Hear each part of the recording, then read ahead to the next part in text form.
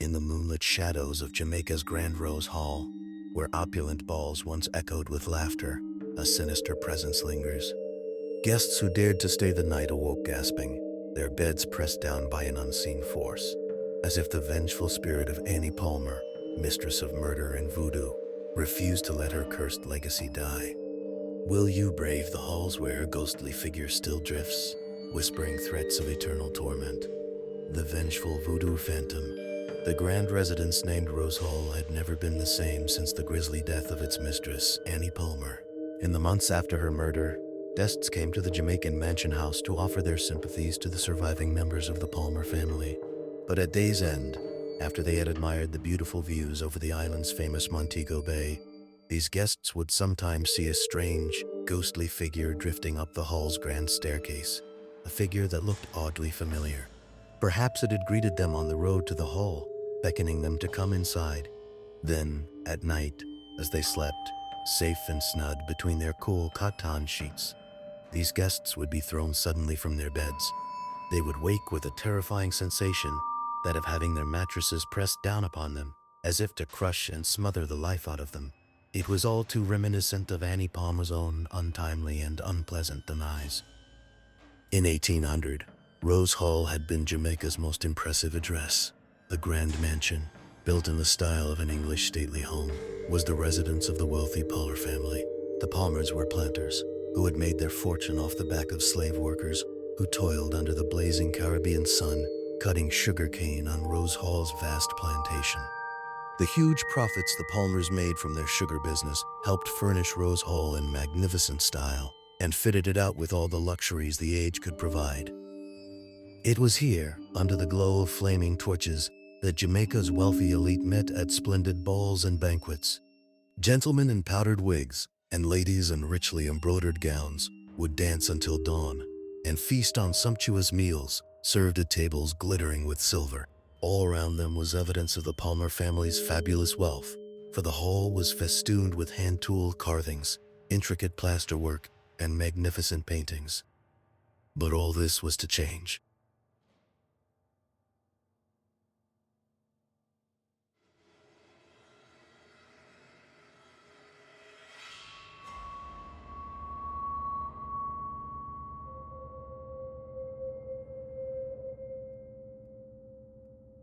By the time the century was halfway through, Rose Hall would be a crumbling shadow of its former glory. Tropical vegetation invaded the imposing drive up to the house and choked the once carefully tended flower beds. Weeds and moss grew in cracks on the pillared terrace, and bats and toads made their homes in rooms where dancers had once spun. And if a visitor should ask what had caused the house to fall into ruin, they were told it was all the work of one woman, evil Annie Palmer. This was undoubtedly true. The seeds of the house's destruction lay in John Rose Palmer's decision to marry Annie, a fiery Irish girl who had been brought up on the nearby island of Haiti. John was head of the Palmer family, so his new bride became mistress of Rose Hall. She was only 18 years old. Annie was petite and beautiful, but she had a sharp tongue and would fly into a raging temper if she could not get her own way. Almost as soon as she arrived, she became feared and hated by the staff and servants of the hall, who would gossip incessantly about her terrible conduct. One story about her swept through the servants like wildfire. It was said that when she was a child, her Haitian nurse had taught her the art of voodoo, Haiti's secret and sinister witchcraft religion. But this piece of gossip was as nothing compared to what was whispered when John Palmer passed away, only a few months after the couple's marriage. Officially, it was said that John had died after eating some poisonous shellfish, but on the night of his death, servants had heard a terrible argument between John and Annie. Straining to hear the couple as they raged and fought, a chambermaid heard John accuse Annie of taking a handsome slave as a lover. He told her that their marriage was over and that she should leave Rose Hall the following morning. But the next morning came and went. Annie had appeared as usual for breakfast, but she seemed slightly subdued and told the staff her husband was ill and wished to be left alone. That evening, a servant had gone to his master's bedroom to find John Palmer stone cold dead, his face contorted in an agonizing grimace. The whole staff immediately decided Annie must have poisoned him. but the doctor called to examine the body was sure his demise was due to the seafood he had eaten the night before. Perhaps Annie had used a secret voodoo recipe to poison him? Whatever she might have done, she had covered her tracks very carefully. Then, over the next few days, more gossip drifted in from the plantation. It appeared that one of the slaves had indeed been seeing Annie. It was even whispered that this slave had helped to murder John Palmer by smothering him with a pillow as he lay groaning in his bed, in agony from the poison that coursed through his body. When Annie ordered that this same slave should be whipped to death for a trivial wrongdoing only she had witnessed, tongues began to wag even louder. It looked as if Annie had decided to remove the only other witness to John Palmer's murder, so that no one could ever accuse her of causing his death. With her husband dead and buried, Annie Palmer was now a very wealthy woman, and the sole mistress of Rose Hall. She had friends at the highest level of Jamaican society, and no one at the hall ever dared openly voice their suspicion that Annie had murdered her husband. She would marry twice more, and in both cases her husbands would die suspiciously young and unexpectedly. Again, servants were convinced that they had been discarded when Annie grew tired of them. But, as before, nothing could be proven, and it seemed that no one dared mention their concerns to the police. The staff of the hall had much to put up with in Annie's tyrannous whims and fancies, but it was the slaves on the plantation who suffered the most. She would sometimes pluck a handsome slave from the fields and take him as her lover, but after a while she grew bored, and he would simply disappear. Women slaves who met with her disapproval were beaten with a wooden rod until their bare backs bled. Sometimes she would gallop around the plantation with a whip and mercilessly lash out at any slave who crossed her path.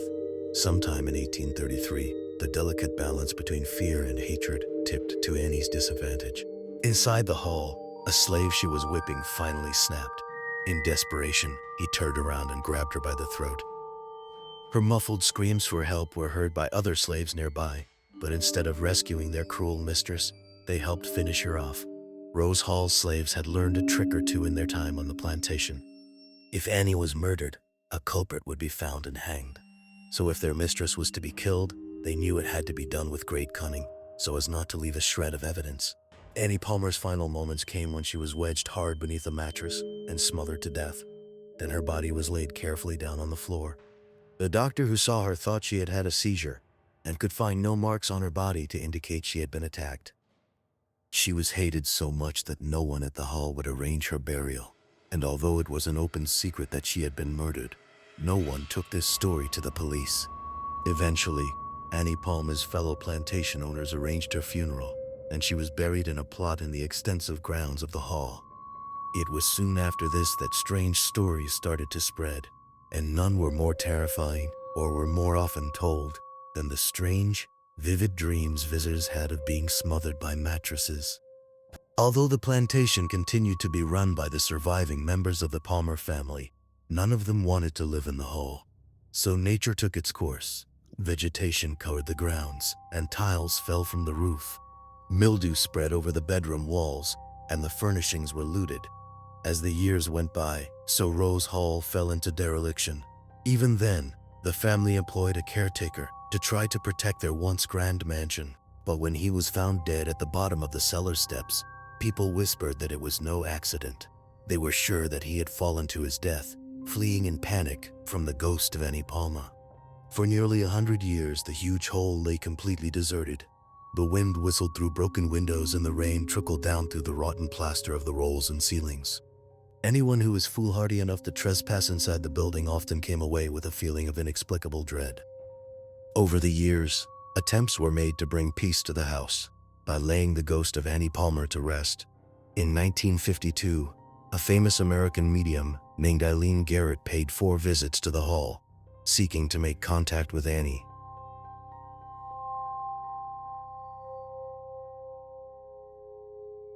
Witnesses say she succeeded.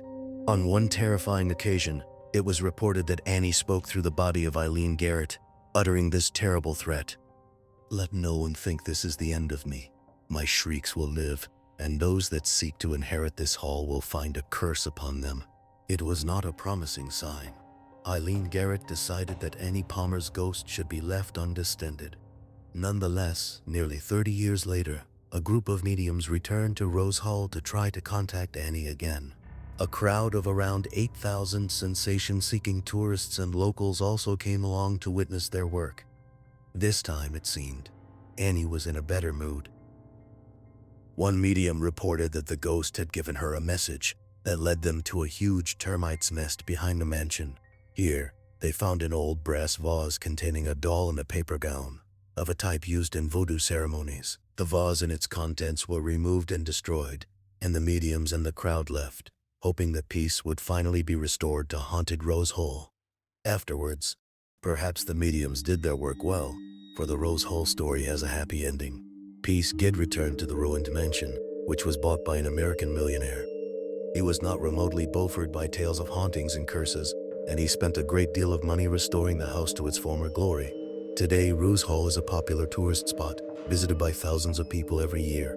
They come to admire the carefully tended tropical gardens and gawp at Rose Hall's sumptuous interior.